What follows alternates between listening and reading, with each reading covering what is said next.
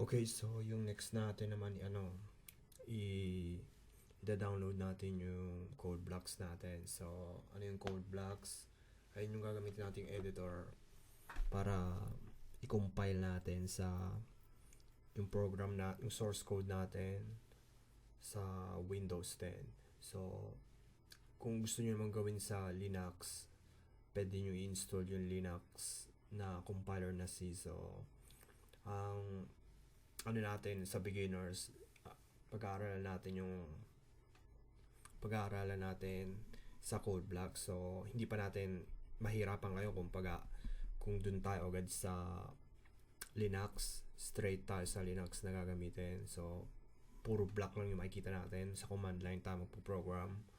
So mahirap yon. So sa beginners, so dapat maano nyo yung paano maaning variable sa lahat ng, kasi yung C, Java, pati C Sharp, lahat sila sa C programming language. So kapag napag-aralan nyo yung C, madali nyo nalang ma-pick up yung dalawa na yun. So okay, so balik tayo sa natin. So download natin code blocks. So pupunta tayo sa codeblocks.org/downloads. Click pag dito sa home, tapos punta sa downloads, tapos ang pupuntahin nyo naman download the binary release, and ito, so 7.12 min.gw setup.exe. Ibig sabihin nito ito GCC compiler kasama na naka-install na to. So wala na, ito mahirap sa Windows kung walang compiler kayo magda-download ng C compiler, mahirapan kayo. So ito na yung pinakamadali.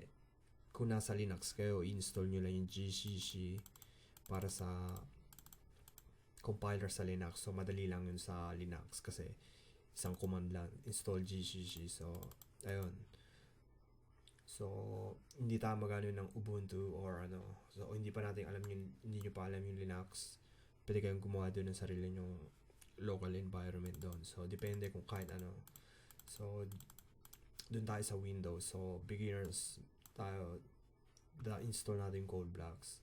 Kung may Ubuntu kayo, pwede nyo nang i-download yung code blocks doon sa application. So pag search nyo yung code blocks, madali lang i-install doon.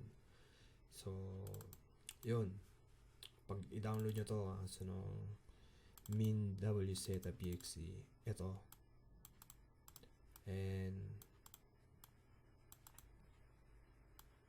pagkatapos nito, doon na tayo sa next natin tutorial. So yun.